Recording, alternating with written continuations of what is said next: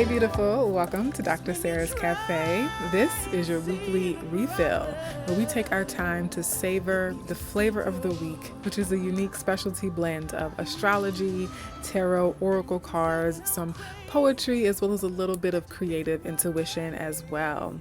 This week, the flavor of the week is one that I want to take my time with and be really gentle with, and it is tender wholeness.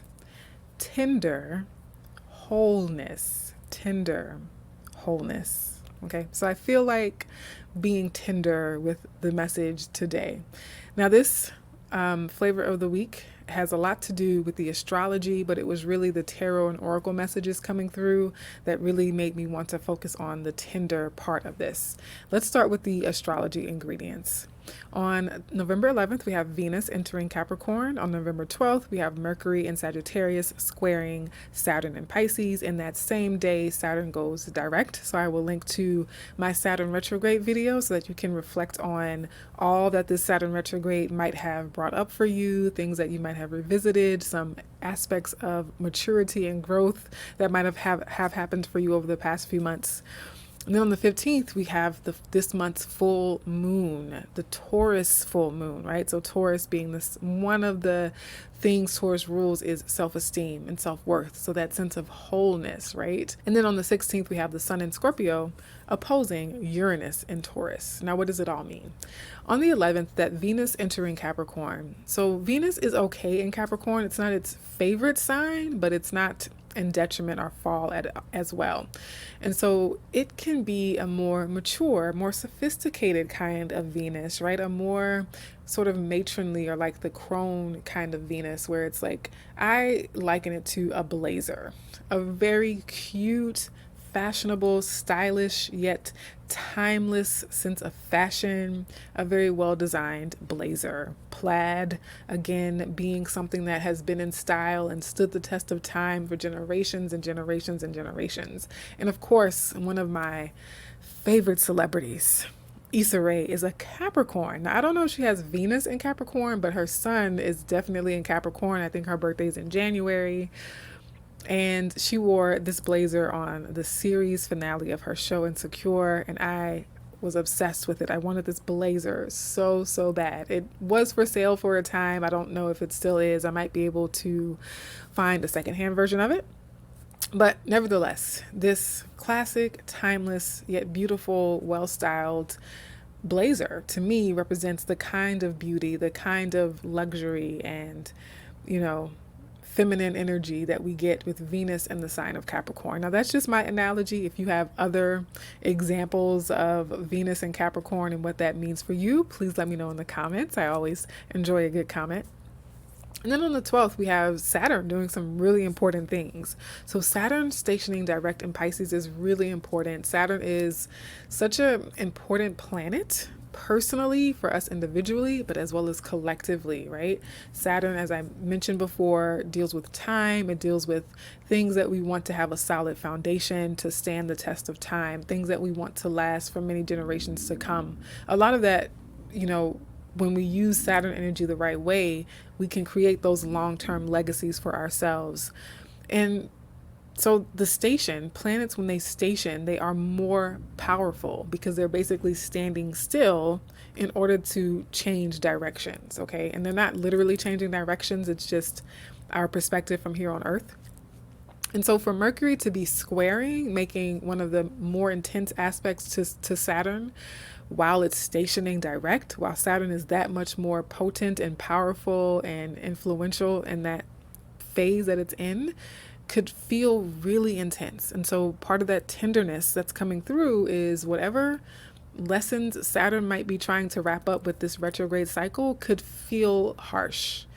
They could feel intense. This could be a message, a type of feedback or a conversation that is corrective and instructive, and maybe offer some type of critique or lesson. But for some people, it could be a harsh lesson that requires us to have grace with ourselves, to have patience and compassion. And again, like the flavor of the week, to have tenderness with ourselves. Okay.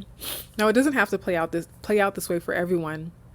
So for one way to take advantage of this energy or to leverage it on your behalf or in your favor is if you want to communicate something that is very serious, and like a really important lesson that you want to convey to someone in your life or to like in your work, in your profession.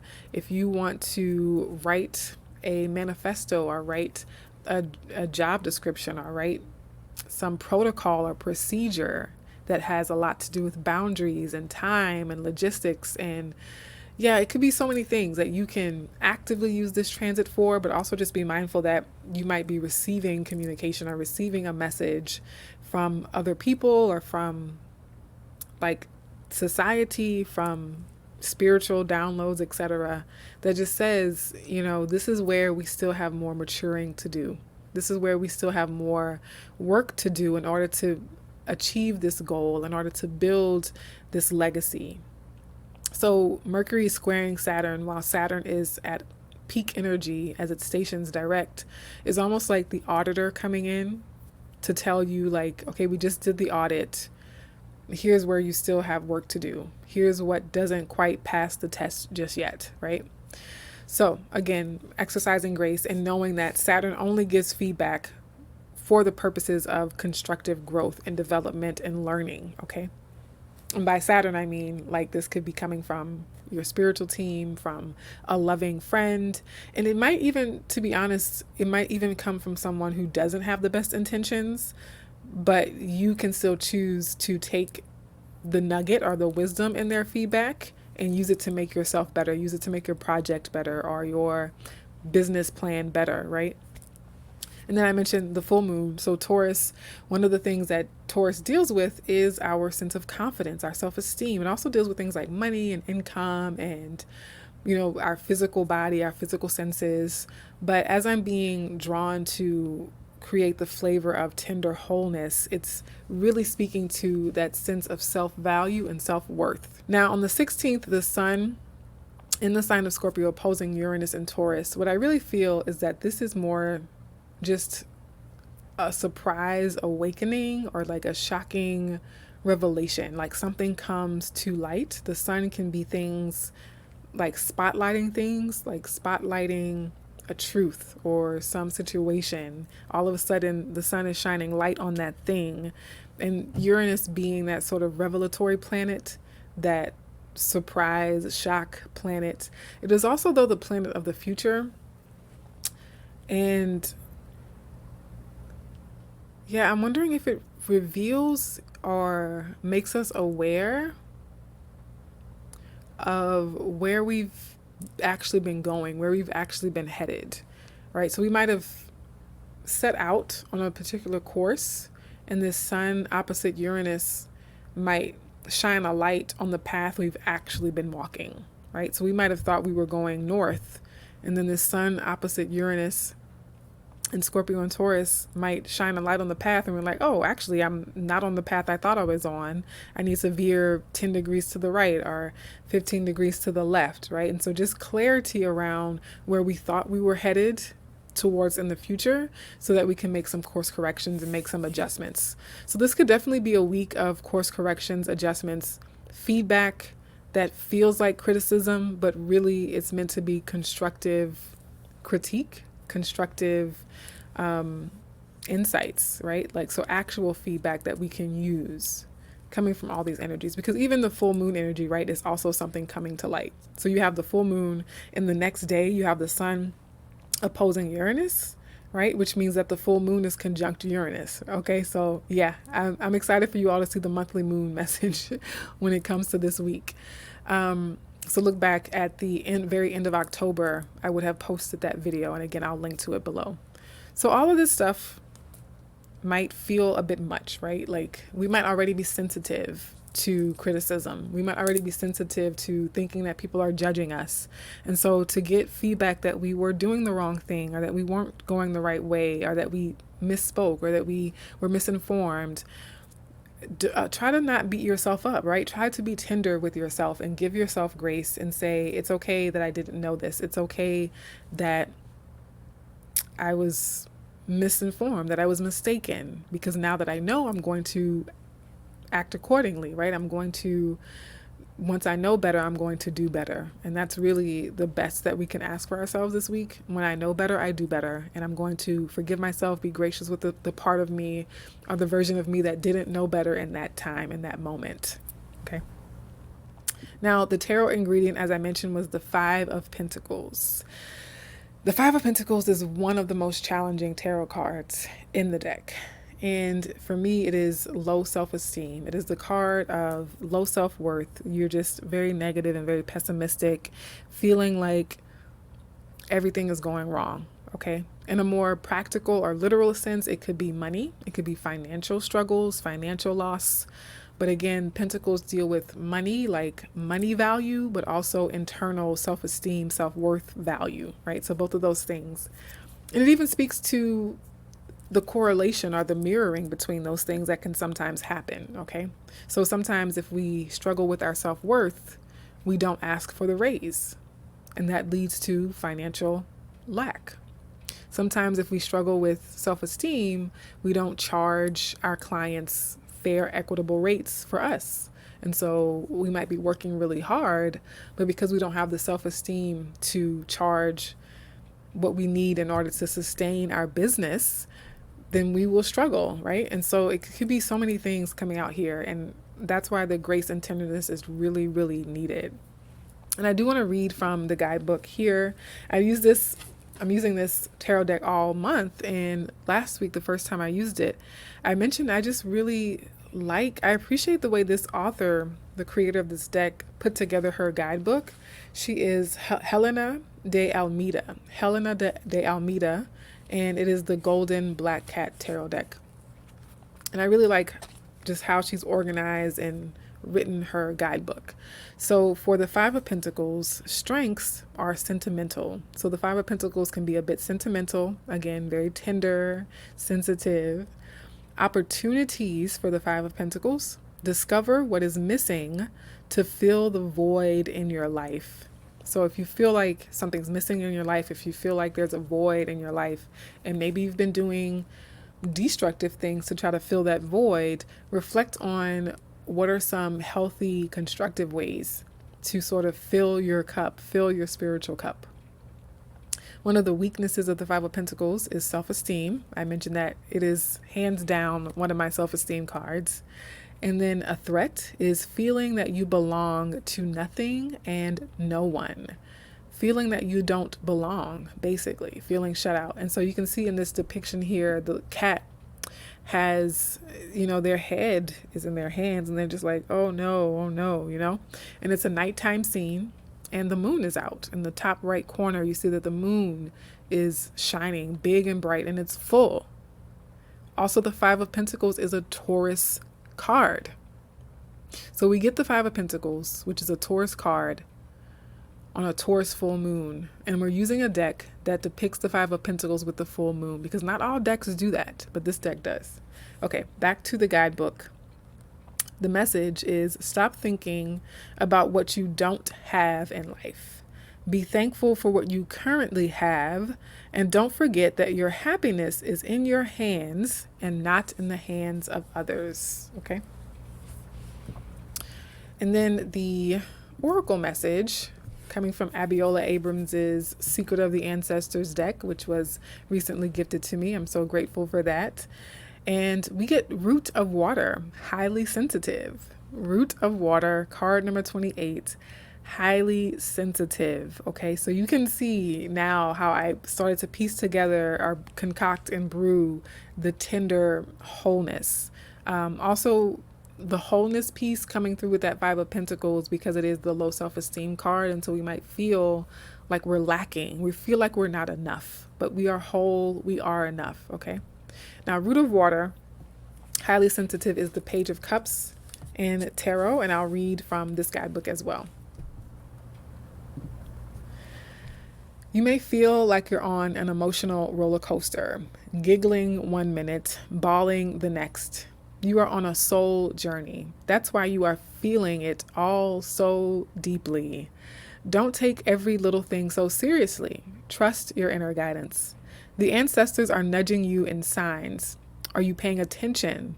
Nature is speaking to you. This plant ancestor is empathic and intuitive. The hibiscus plant has youthful energy. The roots, plant spirits, are the messengers of the ancestors. They may be news of our romantic proposal coming your way. Honor your feelings. Your creativity is ready to flow. Take advantage of all the creative opportunities coming your way. So, in reading this now, I'm wondering if one of the ways to be tender and to care for ourselves and tap back into that sense of wholeness is through creative activities. Okay. Ancestral memory. The root of water is the hibiscus flower. This yin energy, plant cester, comes forward as Azimi, a nature spirit, of the Taino people of the Caribbean and the goddess Atabi, supreme creatrix and mother. Like her hibiscus flowers, Atabi represents the moon. There's that moon again, folks. So this full moon is going to be very potent for a lot of us. Fertility, love, romance, and beauty. And for me, the Page of Cups, because even though this is an oracle deck and not officially a tarot deck, its correspondence is the Page of Cups in tarot. And for me, that is a very tender card. It is like sweetness. It's sweet. It's affection. Ancestral medicine. This ancestral plant spirit also represents your inner child. Last week's flavor was inner child, so go back and watch last week as well. Lean into the energy of play. Your ancestors did not always have the gift and privilege of play. Allow yourself to be free enough to play in their honor. Declaration. I choose to express my feelings openly and fully. I choose to express my feelings openly and fully. Yeah, this root of water, that tenderness of you might be feeling some type of way this week. And it's okay to feel that way and not judge yourself or beat yourself up for feeling sensitive, for feeling your feelings. Someone says something, even if they had the best intentions, they say it and it triggers something and you just don't feel good in the moment, right?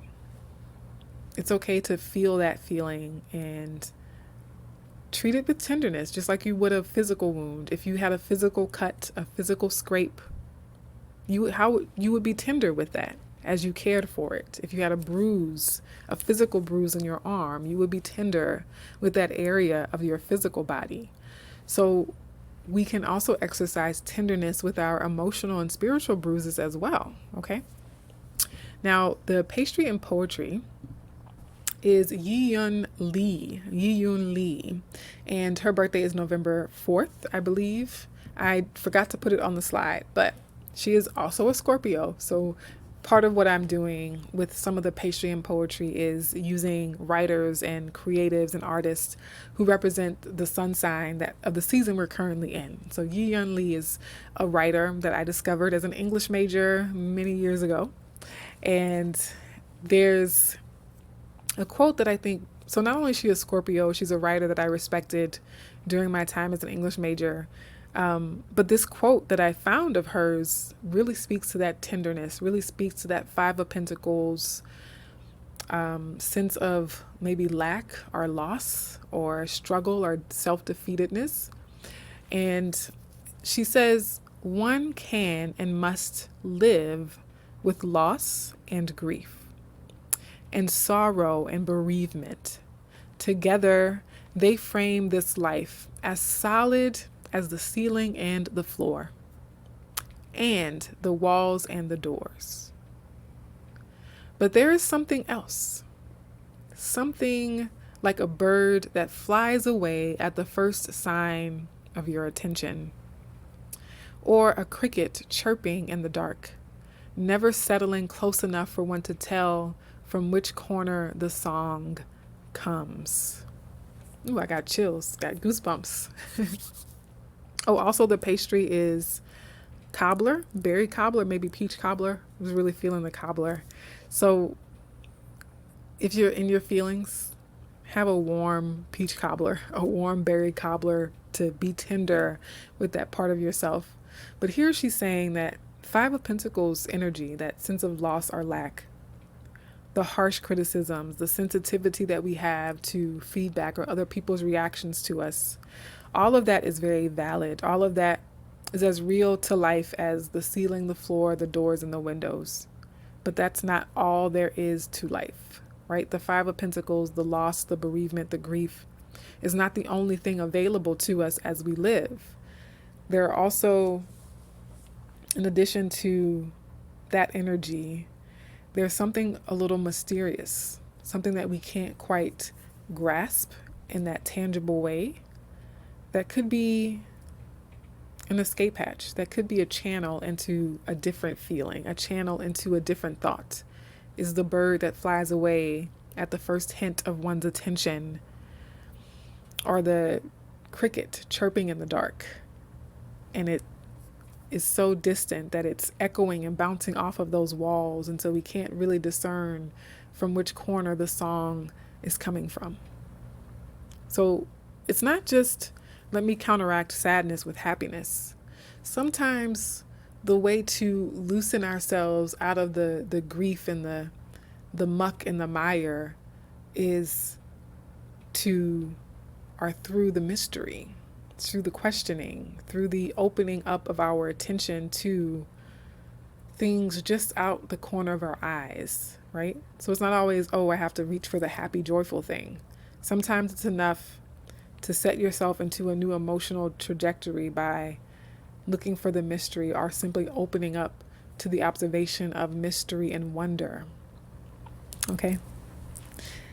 Your to-go or takeaway: where do I need more tenderness? Where do I need more tenderness? My dears, I hope that this has been a moment of tenderness for you. It certainly has for me. I appreciate every single one of you who has ever watched, ever liked a video, ever subscribed, ever left a comment. It means more than you know. And I hope that this video has helped you in some way to refill your spiritual cup. Be sure to watch the Tuesday tarot reading that comes out, where I unpack this tender wholeness a little bit more through a full collective tarot reading. And I hope to see you in another video. Take care.